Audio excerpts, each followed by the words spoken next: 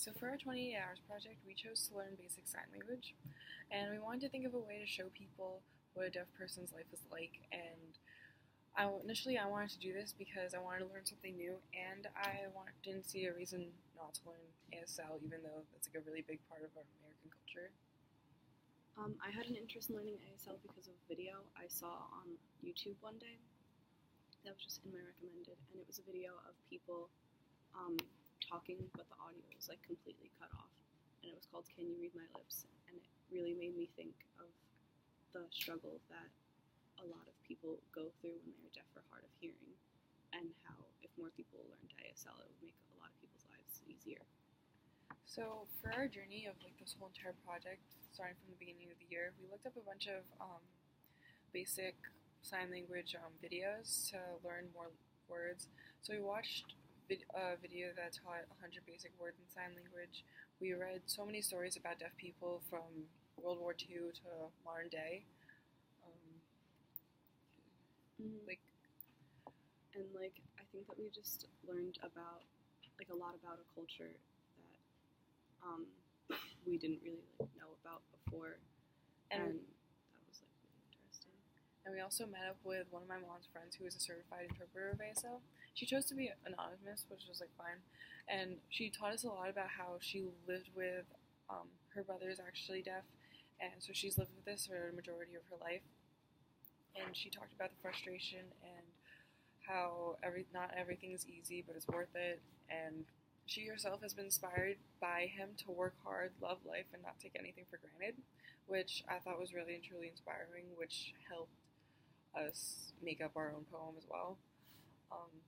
And with all like the modern day stories of like my mom's friend about the World War II stories, the modern day stories, which is what I'm going to be talking about two modern day stories about young adults who are deaf, and I'm going to be talking about one modern day story and one kind of more of like a modern day story, not about a specific person, but so like using those stories and like inspiration, we wrote a poem that would actually represent the struggle and difficulty of living with deafness. So for my first personal story, I chose a story from New York Times, the Lives column by Josh Swiller. He was a young adult who has lived with deafness his whole entire life, or like he was hard of hearing, so he got his first hearing aid at 4 years old. And he explained how he saw everything as like slow moving, and he didn't really believe it at first. He just thought that like he didn't realize that that there was something missing in his life. So throughout his whole entire life, throughout high school and college, he felt marginalized, and he's mentioned phrases about how he felt out of place.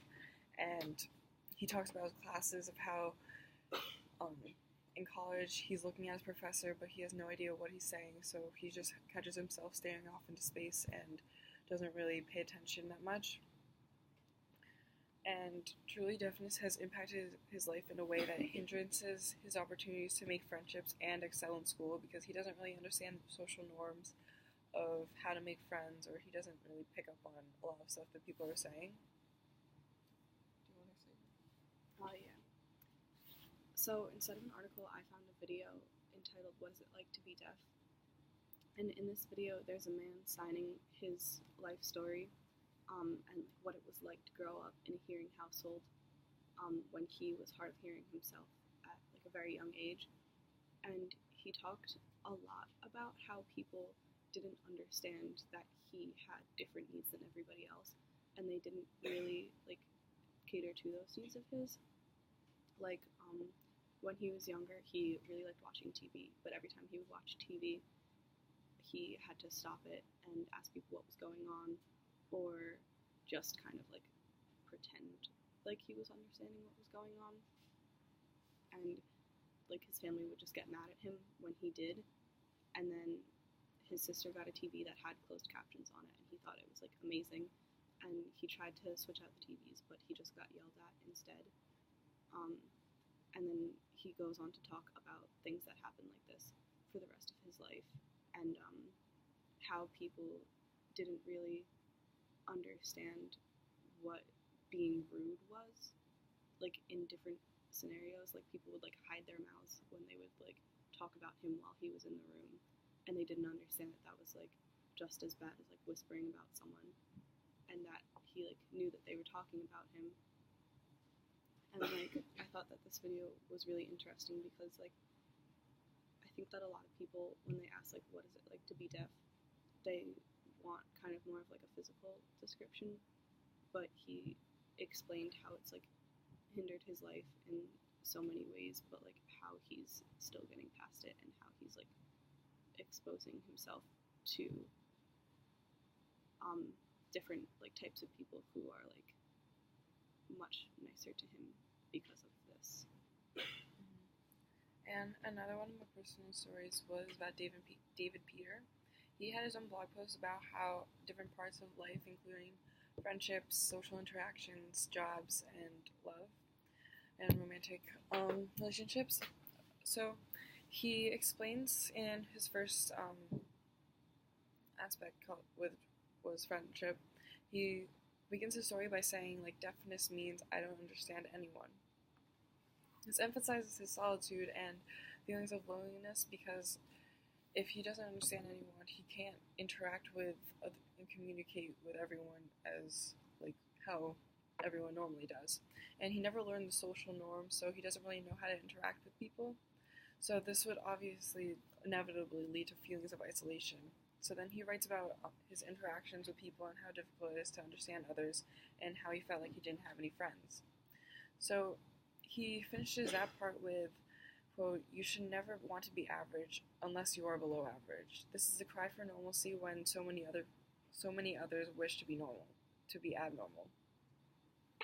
And then after that, Peter talks about love and how instead of being like talking about the hardships of being in a relationship, which is what our poem was about, he talks about the difficulty of actually starting one, because in order to actually click with someone, you have to have normal conversation, like deep conversations, and that allow you two to get to know each other. But he doesn't have the opportunities to, because he doesn't know the social norms. He always has to repeat, like ask what the other person is saying. He has to always have these hindrances to make a conversation flow like how it normally does and allow people to click, but that never really happens to him because he doesn't have those opportunities, and he's unable to have such a fluid conversation how normal people do. And then relating to the deaf community, he states how there's always those stories about deaf people going to college and finding other deaf students, but he doesn't want to be a part of the deaf culture actually, because he says, quote, "But I don't want to be part of the deaf world, which seems so closer sometimes. I want to be part of the larger world, and out here, not being able to hear is a pretty significant disadvantage," which I understand, and that inspires so many outcomes about so many ideas and feelings of how hard it is to just fit in, even though so many people are like trying to stand out. And he just wants to be normal, and it's really surreal and heartbreaking, and I really wish that everyone can hear.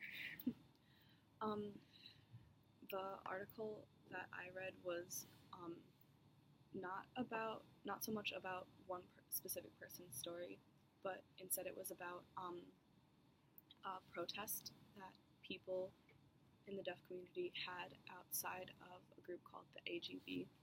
And the AGB is basically a group that discourages people learning sign language because they think that